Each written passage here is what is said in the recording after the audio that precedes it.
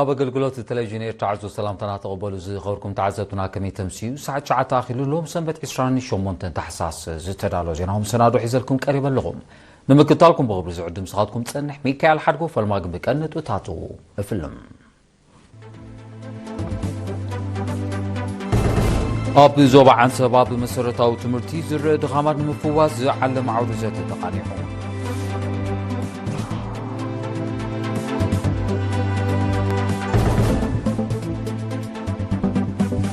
بيت صحفة قرف زوبا ما كنت فتات كلتش عشان حمشن بمقام ابناء مساي مدفات زيتيو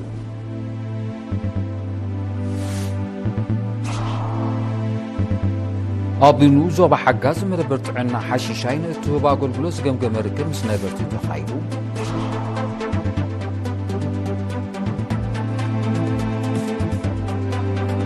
اب زيناتات وطاي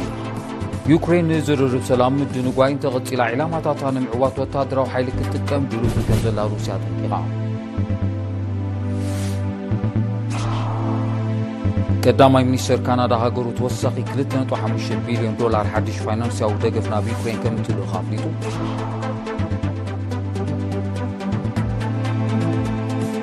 اب سميناو مبرق وسنا سندسي تايوان شدشن ريكتر زعاغون من كتقاب مدري تخسيفو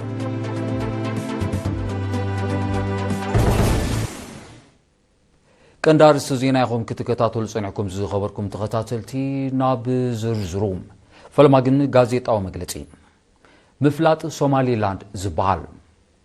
اتتصوتا حدش مستيركوا تزيبلو نا حدغنيا زباون علماون قلولاون عنوت كتجا زصنح سلازخونم كينو تبغسوتات كونينين منصاغن بدرجه بايتو صتان ابالاتون زيولاول نصور ملس كوهابو يغبا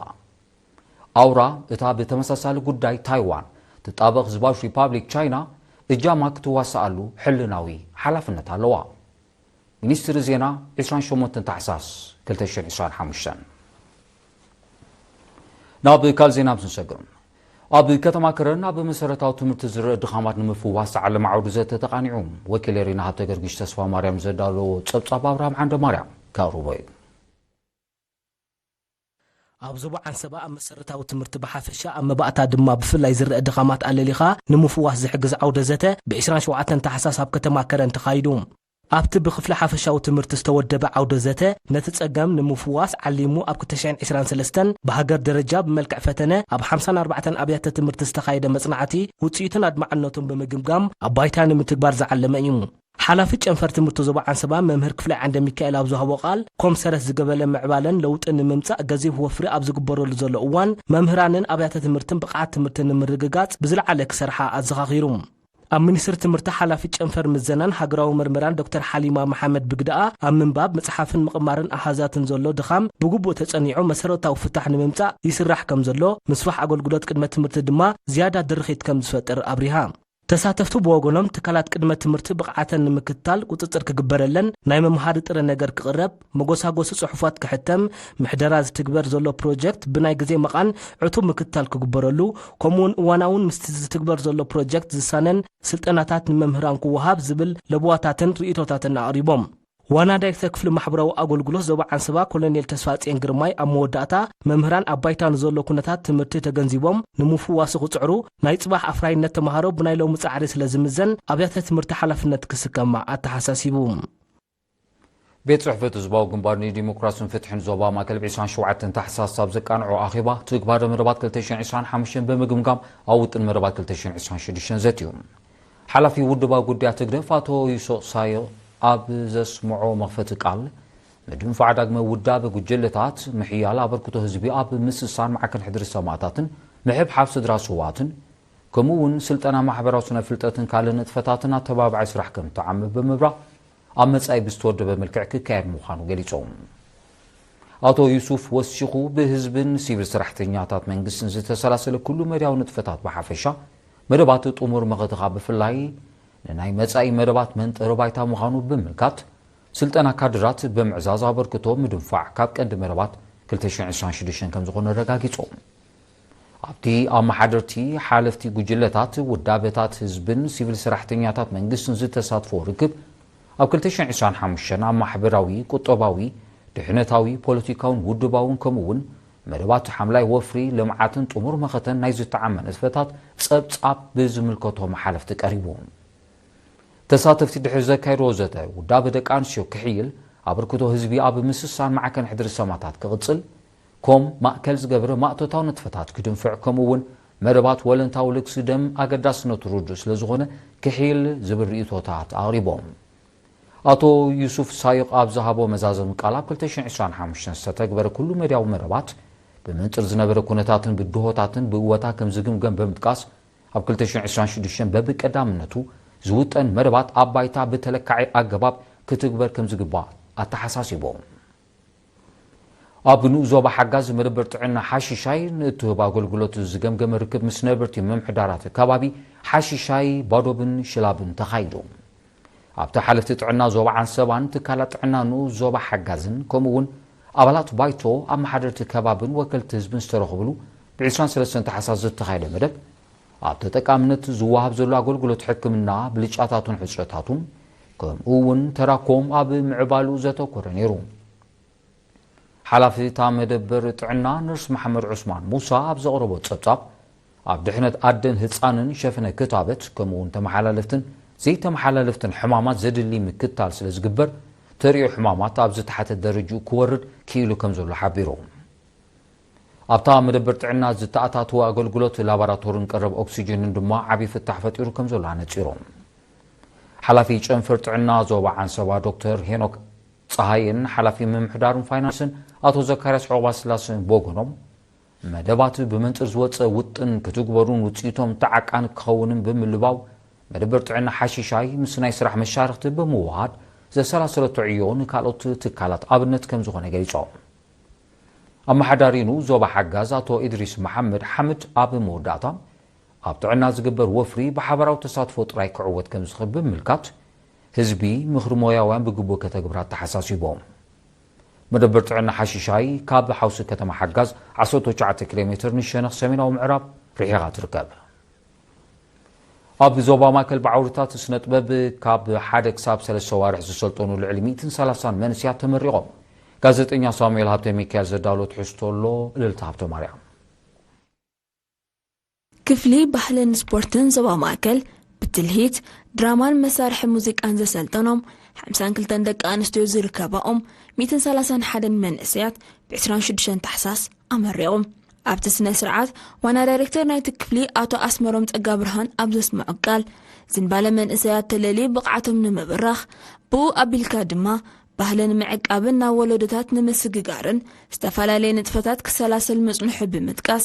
ኣብ መጻኢ ነቲ መደብ ንምሕያል ውጥን ከም ዘሎ ኣብሪሆም ሓላፊ ጨንፈር ባህሊ ኣቶ ስራጅ ማሕሙድ ኣብ ዘቕረቦ ጸብጻብ እቲ ስልጠና ካብ 13 ንኡስ ዞባ ማእከል ንዝተዋፅኡ መንእሰያት በብምድቡ ካብ 1 ክሳብ 3 ኣዋርሕ ከም እተዋህበ ብምጥቃስ 68 ብትልሂት 55 ብድራማ 8 ድማ መሳርሒታት ሙዚቃ ከም ሰልጠኑ ገሊጹ ኣብ ስልጠና ዝነበሩ ብልጫታት ክዕቀቡ ብዶታት ከም መምሃሪ ከገልግሉ ሕጥረታት ድማ ኣብ ቀጻሊ ፍታሕ ክናደየሎም ብምዝኽኻር ድማ እቲ መደብ ኣብ መጻኢ ንኹለን ንኡስ ዞባታት ዘሳትፍ ንክኸውን ከም ዝስራሕ ኣረጋጊጹ ዋና ኣካይዲ ስራሕ ምምሕዳር ዞባ ማእከል ኣቶ ዘርኢ ተወልደ ብርሃን ብወገኑ ብተመረቕቲ ዝቐረበ ንውፅኢት ናይቲ ስልጠና ንዘንጸባርቕ ትሕዝቶ ብምምጓስ ተወሳኺ ዓቕሚ ንምድህሳስ ኩለን ንኡስ ዞባታት በብዓቕመን ክሳተፋን ፍርያተን ከቕርባን ዝምልከቶም ኣካላት ድማ ነቲ መደብ ንምዕማቕን ንምስፋሕን ብውህደት ክዓዩ ተላብዩ ኣብቲ ብስነ ጥበባዊ መሰናድኦ ዝደመቐ ስነ ስርዓት ንኣሰልጠንቲ ተመረቕቲ ከምኡውን ኣበርክቶ ንዝገበሩ ኣካላት ወረቐት ምስክር ተዓዲሉ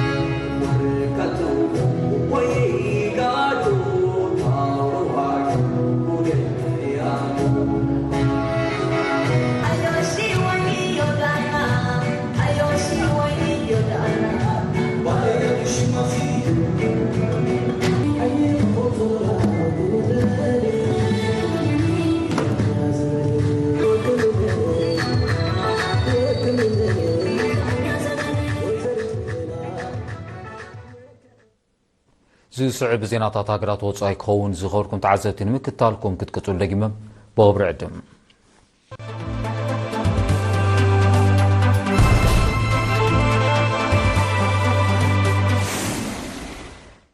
ዜናው መሰናዶ ኤርቲቪ ናቐፅሎ ዝኸበርኩም ተዓዘብቲ ስለምክትታልኩም ኣዝየ መስግን ዜና ወጻኢ ፕረዚደንት ሩስያ ቭላድሚር ፑቲን ዩክሬን ምድንጓይ ዝርብ ሰላም እትገብሮ ሽርሕታት እንተቐፂላ ሃገሩ ዒላማታታ ንምዕዋት ወተሃደራዊ ሓይሊ ክትጥቀም ድልቱ ከም ዘላ ጠንቂቖም ፕረዚደንት ፑቲን ብ27 ታሕሳስ ምስ ኣዘዝቲ ሰራዊት ሃገሩ ኣብ ዘካየዶ ዝርብ ሩስያ ብሸነኽ ዩክሬን ንዝርአ ምትዕንቓፍ ንገስጋስ ሰላም ከም ዘይትፈቅድ ገሊፆም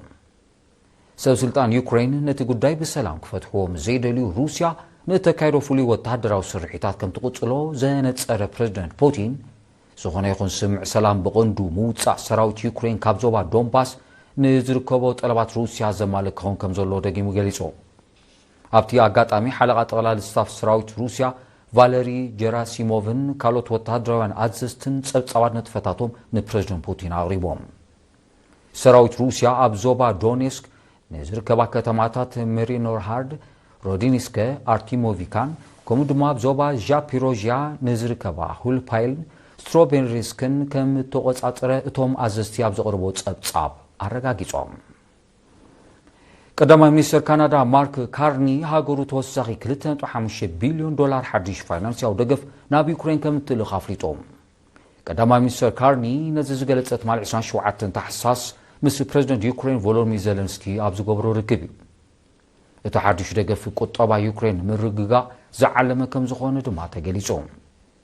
ብዘይካዚ ዩክሬን ንዳግመ ህንፀትን ልምዓትን ዝውዕል ኣሳት 10 ቢልዮን ዶላር ልቓሕ ካብ ኣህጉራዊ ማዕከን ገንዘብ ማለት IMF ዓለማዊ ባንክን ባንክ ኤውሮጳን ክትረክብ ዝሕግዝ እዩ ካናዳ ንዩክሬን እትገብሮ ደገፍ ብዝለዓለ ከም ትቕፅሎ ቀዳማይ ሚኒስትር ካርኒ ደጊሙ ኣረጋጊጹሎ ኣብ ወርሒ ለካቲት 2022 ኩናት ካብ ዝጅምር ንድሓር ካናዳ ብጠቕላላ ኣሳት 22 ቢልዮን ዶላር ደገፍ ናብ ዩክሬን ከም ዝለኣኸት ፀብፃባት ይሕብሩ ትማል 27 ታሕሳስ ኣብ ሰሜናዊ ምብራቕ ወሰናት ደሴት ታይዋን 6.6 ሬክተር ዝዓቕኑ ምንቅጥቃጥ ምድሪ ተኸሲቱ በቲ ኣብ 70 ኪሎ ሜትር ማዕሙቕ ምድሪ ዝተኸስተ ምንቅጥቃጥ ኣብ ህይወት ሰብ ብዛዕባ ዝወረደ ጉድኣት ዝገልጽ ሓበሬታ ዛጊድ የለን እቲ ምንቅጥቃጥ ኣብ ሰፊሕ ክፋልታ ደሴት ከም ተሰምዐ ኪላታት ስነ ምድሪ ገሊፆም ኣብ ደሴት ታይዋን ብዝኽሰት ተረጋጋሚ ሓደጋታት ምንቅጥቃጥ ምድሪ ሰብኣውን ንዋታውን ክሳራታት ከም ዝስዕብ ይፍለጥ ኣብ 2016 ኣብ ደቡባዊ ክፋልታ ደሴት ብዝተኸስተ ምንቅጥቃጥ ምድሪ ልዕሊ 100 ሰባት ኣብ 1999 ብዝተኸስተ 7.3 ዝዓቐኑ ተመሳሳሊ ሓደጋ ድማ ልዕሊ 200 ሰባት ከም ዝሞቱ ፀብፃባት ይሕብሩ ታይላንድን ካምቦድያን ብሰንኪ ደቡባዊ ምትፍናን ከካይዶ ንፀንሐ ግጭት ንምቁራፅ ዝዓለመ ሓድሽ ስምዕ ተፈራሪመን እቲ ስምዕ ትማል 27 ታሕሳስ ሚኒስትራት ምክልኻል ክልቲአን ሃገራት ኣብ ዘካይዶ ርክብ እዩ ተኸቲሙ ክልቲኦም ሚኒስትራት ነቲ ስምዕ ንምትግባር ኣብ ዶባት ሃገራቶም ሰላም ምርግጋእን ፀጥታን ንምርጋፅ ዘለዎም ፅኑዕ ተወፋይነት ኣረጋጊፆም ብዘይካዚ ብታይላንድ ተታሒዞም ዘለዉ 18 ወተሃደራት ካምቦድያ እቲ ስምዕ ተግባራዊ ካብ ዝኾነላ ውሽጢ 72 ሰዓታት ክፍትሑ ከበድቲ ኣፅዋር ካብ ከባቢታት ዶብ ክሰሓብ ኣብ ከባቢታት ዶብ ዝነብሩ ሰላማውያን ሰባት ድማ ናብ ኣባይቶም ክምለሱ ኣብ ምርድዳእ ተበፂሑ በቲ ኣብ መንጎ ሰራዊት ታይላንድን ካምቦድያን ልዕሊ 3 ሰሙናት ዝቐፀለ ግጭት ካብ ክልቲኡ ወገን 100 ሰባት ክቕተሉ ከለዉ ልዕሊ ፍርቂ ሚልዮን ሰላማውያን ሰባት ድማ ተመዛቢሎም ታይላንድን ካምቦድያን ኣብ ዶባተን ዝተፈጥረ ግጭት ንምህዳእ ኣብ ዝሓለፈ ወርሒ ጥቅምቲ ብመንጎኘት ፕረዚደንት ዶናልድ ትራምፕ ስምዕ ምቁራፅ ተኽሲ ከም ዝኸተማ እንተኾነ ኣብ መጀመርያ ናይ ዝወርሒ እዚ ከም ዝፈረሰ ፀብፃባት ይሕብሩ ክልቲአን ሃገራት ብደቡባዊ ምትፍናን ኣብ ግጭት ከኣትዋ ናይ ፈለማ እኳ እንተዘይኮነ እዚ ናይ ሕጂ ግና ዝሓይለን ዝዓበየ ሰብኣዊ ክሳራ ዘውረደ ምዃኑ ፀብፃባት ይጠቕሱ ሰራዊት ሩስያ ትማል 27 ታሕሳስ ኣብ ልዕሊ ወተሃደራዊ ዒላማታትን ትሕቲ ቅርፂ ፀዓትን ዩክሬን ሰፊሕ መጥቃዕቲ ከም ዘካየደ ሓቢሮም እቲ መጥቃዕቲ መልሲ ግብሪ ናይቲ ብዩክሬን ኣብ ልዕሊ ሲቪላዊ ዒላማታት ሃገሩ ዝፍፀም መጥቃዕታት ከም ዝኾነ ሚኒስትሪ ምክልኻል ሩስያ ሓቢሩ እቲ መጥቃዕቲ ልዕሊ ፍጥነት ድምፂ ብዝውንጨፍ ሚሳይልን ሰብ ኣልቦ ነፈርትን ከም ተፈፀመ እቲ ሚኒስትሪ ብተወሳኺ ኣነፂሮም ፕረዚደንት ዩክሬን ቮሎዲሚር ዘለንስኪ ኣብ ማሕበራዊ መራኸቢታት ኣብ ዘርግሑ ፅሑፍ እቲ መጥቃዕቲ ብ500 ሰብ አልቦ ነፈርትን 40 ሚሳይላትን ከም ተኻይደ ገሊጾም ብሰንኪ እቲ መጥቃዕቲ ኣብ ሰፊሕ ክፋል ከተማ ኪየቭ ምቁራጽ ሓይሊ ኤሌክትሪክ ከም ዝሰዓበን ኣብ ልዕሊ መንበሪ ህንጻታት ዕንወት ከም ዝወረደን ሰበስልጣን ዩክሬን ሓቢሮም ኣለዉ ሰራዊት ሩስያ ብዩክሬን ዝፍጸም ዝኾነ ይኹን መጥቃዕቲ ሰፊሕ መልሰ ግብሪ መሃብ ከም ዝቕጽሉ ብተደጋጋሚ ዝገልጽ ዘሎ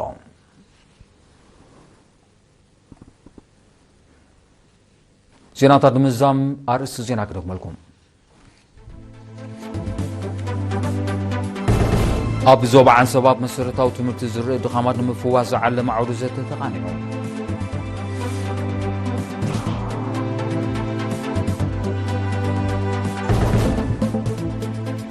ቤት ጽሕፈት ህግደፍ ዞባ ማእከል ንጥፈታት 2025 ብምግምጋም ኣብ ናይ መጻኢ መደባት ዘትዩ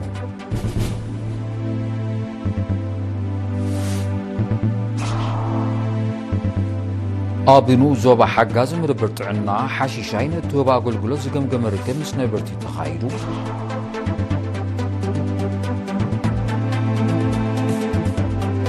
ኣብ ዜናታት ወጻኢ ዩክሬን ዝርርብ ሰላም ምድንጓይን ተቐፂላ ዕላማታታ ንምዕዋት ወታደራዊ ሓይሊ ክትጥቀም ድልቱ ከም ዘላ ሩስያ ጠንቂቓ ቀዳማይ ሚኒስትር ካናዳ ሃገሩ ተወሳኺ 2.5 ቢልዮን ዶላር ሓድሽ ፋይናንስያዊ ደገፍ ናብ ዩክሬን ከም እትልክ ኣፍሊጡ ኣብ ሰሜናዊ ምብራቕ ወሰና ስንደሴት ታይዋን 6.6 ሬክተር ዝዓቐኑ ምንቅጥቃጥ ምድሪ ተኸሲቱ